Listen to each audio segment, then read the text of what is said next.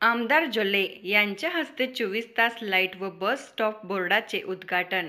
श्री सद्गुरू colony Nippani येथे उद्घाटन समारंभ सोहळा संपन्न. युवा शक्ती कोणतेही काम करू शकते.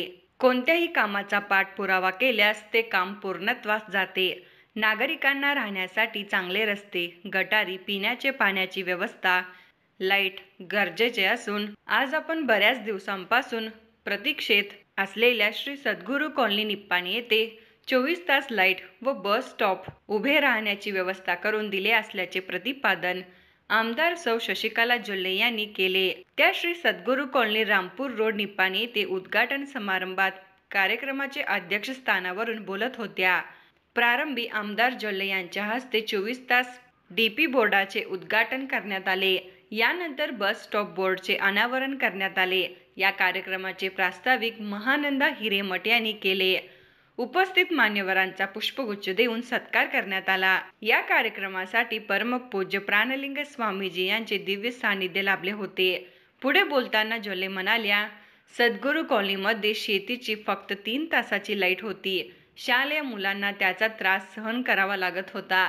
रात्रीच्या वेळी हा भाग पूर्ण अंधारात होता. शालेय मुलांच्या अभ्यासावर याचा परिणाम होत होता. यासह अनेक समस्या येथे आपणास दिसून आल्याने कुठेही बाहेर ये जा करण्यासाठी येथे बस स्टॉप नव्हता. इथून चालत जावे लागत होते. ही दोन्ही कामे पूर्ण झाल्याने आपणास समाधान वाटत असल्याचे सांगितले. 24 तास लाईटसाठी येथील नागरिकांच्या वर्गणीतून 1.5 लाख आणि जोल्ले उद्योग समूहाच्या माध्यमातून 1 लाख अशा पद्धतीने 2.5 लाख रुपयांच्या निधीतून हेस्कॉम अधिकाऱ्यांच्या मदतीने डीपी बसवण्यात आल्याचे सांगितले. तर त्याच्या आधीच करून देतो म्हटले आणि आज ते सगळं काम संपूर्ण केलेलं आहे. अक्षय आणि त्यांचा सर्व हेस्कॉमचं टीम, कॉन्ट्रॅक्टर आणि इथे उपस्थित माझे सर्व बंधू आणि बहिणींनो आणि पत्रकार बंधूंनो. आणि विशेषतः हे लाईट यायला पाहिजे तर मला कळायला पाहिजे ना कुठं काय पाहिजे ते. इथं लाईट नाही म्हणून मला काय माहित होणार. मी काय घरोघरी येऊ शकत नाही. मी काय कुठल्या कॉलनीमध्ये फिरू शकत नाही. कुठेतरी गावामध्ये वॉर्ड वाईज येतो, खेड्यामध्ये गाव वाईज येतो, परंतु कुठल्या गल्लीत काय हवं आहे हे कळायला पाहिजे. तर तिथले कार्यकर्ते फार महत्वाचे. आणि आज तुम्हाला सगळ्यांना माहित आहे आपल्या योगेशचा 2 नवरा बायकोंना तुम्ही सत्कार केला. असे आपले योगेश, त्याच पद्धतीने आनंद घाटके, महादेव माने, तानाजी चौगले, शंकर चिमणे, ओंकार हालपनवर, बंडा जलपुरे, संतोष जाधव, हेमंत माने, ओंकार ज्वारे आणि कोण राहिलं, हे सर्व मुलं. मला खूप अभिमान वाटते. त्यांना किती तुमच्यात शक्ती आहे तेवढं जोरात टाळ्या वाजवून त्यांना अभिनंदन करायचं. कारण ह्यालाच म्हणायचं युवा शक्ती आणि स्त्री शक्ती. हे युवा शक्ती काम एकदम मनात आणते ना, ते कडेला जाऊ तोपर्यंत त्यांनी थांबत नाही. ह्याला उदाहरण म्हणजे योगेश आणि हे टीम. कारण योगेशने माझ्याकडे एकदा आला आणि सांगितला, वहिनी सद्गुरू कॉलनीमध्ये पाणी लाईट नाही आहे. मी विचारलं, मी तेवढं लक्षात घेतलं नाही. हा बघूया घे म्हटलं. तरी पण तो सोडला नाही. रोज 10 फोन येत होता. मी त्याचा फोन उचलायचं बंद केलं शेवटला. म्हणजे पाठपुरावा करायचा तर असं करायला पाहिजे. कारण आम्ही पण रोज अशा कार्यक्रमात असतो, रोज 1000 लोकांना भेटतो, रोज 1000 कामाचं चर्चा करतो, परंतु लक्षात राहत नाही आम्हाला कुठं काय पाहिजे आहे, कोण काय सांगितलंय. म्हणून योगेशला 4-5 वेळेला हू म्हटलं. त्याच्यानंतर तो पण काय केला, सोडला नाही. ह्या सगळ्या मुलांना घेऊन गेला. कुठं, सुनील पाटलांच्याकडे गेला, परत ह्यांच्याकडे गेला, अध्यक्षांच्याकडे गेला, मालिंगांच्याकडे गेला, उपाध्यक्षाकडे गेला आणि सगळ्यांना त्यांना पण ऍक्टिव्ह केलं ते सगळी मुलं. कारण हे तेवढंच ऍक्टिव्ह झालं तर कसं होणार काम. ह्या सगळ्यांकडे जाऊन त्यांना सगळ्यांना ऍक्टिव्ह केलं आणि एक दिवस सगळी मिळून माझ्याकडे आली आणि सांगितलं असं आहे. मग ही मुलं सगळी आल्यानंतर मला पण काहीतरी बाबा होय तर खरंच काहीतरी प्रॉब्लेम आहे. योगेश एकटाच सांगितलं तर कसं आम्हाला खरं वाटणार. म्हणून टीम वर्क म्हणतात. एक काठी दिलं तर मोडू शकतोय आणि 5-6 काठीचं 10 काठीचं बंडल करून दिलं तर मोडा म्हटलं तर मोडायला शक्य.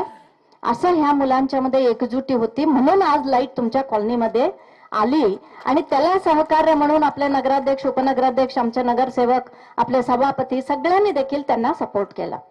आणि आज आल्यानंतर मी सांगितलं की त्याच दिवशी अक्षयना फोन केला. अक्षयना सांगितलं जाऊन एस्टिमेट करून घ्या आणि किती खर्च येतोय बघा, आणि काय पण करून आम्ही तिथं लाईट जायला पाहिजे. कारण बघा, शहरातल्या लोकांना काय हवं असतं? आपल्याला राहण्यासाठी सुंदर घरं पाहिजेत. घरं तुम्ही बांधून घेता तुमच्या शहरामध्ये, असं काही प्रॉब्लेम नसतं. एवढंच नाही, तिथं आपण जिथं राहतो तिथं चांगले रस्ते पाहिजेत, चांगले गटरी पाहिजेत, लाईटची व्यवस्था चांगली पाहिजे, शुद्ध पिण्याच्या पाण्याची व्यवस्था चांगली पाहिजे आणि स्वच्छता पाहिजे. ह्याच्यापेक्षा जास्त काय अपेक्षा आहे तुमचं? नाही. परंतु हे त्या मुलं येऊन सांगितल्यानंतर मला पण चिंता पडलं की अक्षयनं सांगितलं जाऊन एस्टिमेट कर बाबा लवकरात लवकर, आणि किती होतंय बघून मला सांग म्हणून सांगितलं. ती मुलं आणि परत आली, ते एस्टिमेट करू तोपर्यंत पण त्यांना धीर नव्हतं. आणि परत 2-3दा मी कुठं आहे तिथं हुडकत हुडकत आली. मी म्हटलं जरा धीर धरा, असं लगेच होत नाही, सरकारी कामं आहेत. आता आम्ही सांगितलं तर 6 महिने जात आहे, परंतु 6 महिने जाऊ देत नाही, 2 महिन्यामध्ये मी करून देतो, थोडं तरी जरासं गप बसा. नाही म्हटलं, आमच्या कॉलनीत बघायला यायलाच पाहिजे तुम्ही. आलतो ना? हा, सोडलं नाहीत त्याने. तुम्हाला खरं वाटत नाही ना आम्ही सांगतायला, तुम्ही इथं येऊन बघा, मग तुम्हाला लक्षात येईल आम्ही कुठल्या पद्धतीत आहे. मग एक दिवस त्यांनी सांगितलं म्हणून संध्याकाळच्या वेळेमध्ये मी आलो. आल्यानंतर सगळ्यांच्या घरात गेलो, माझ्या माता बहिणी सगळ्या आल्या, थोड्या दंगा केल्या, थोड्या समाधानानं सांगितल्या, थोड्या रिक्वेस्ट केल्या.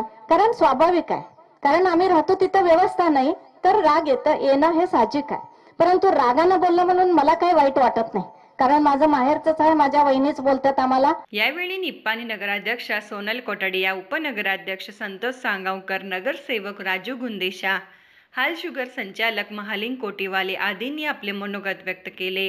यावेळी या कार्यक्रमास नगरसेविका कावेरी मिर्जे, नीता बागडे, हेस्कॉम अधिकारी अक्षय चौगुले, प्रशांत केस्ती, सुनीता पाटील, KSRTC शिरगावे यांच्यासह योगेश कोटीवाले, हेमंत माने, ओंकार ज्वारे, ओंकार हलपनावर, बंडू जलपुरे, महादेव माने यांच्यासह सद्गुरू कॉलनी येथील महिला मंडळ नागरिक उपस्थित होते. कार्यक्रमाचे आभार हेमंत माने यांनी मानले.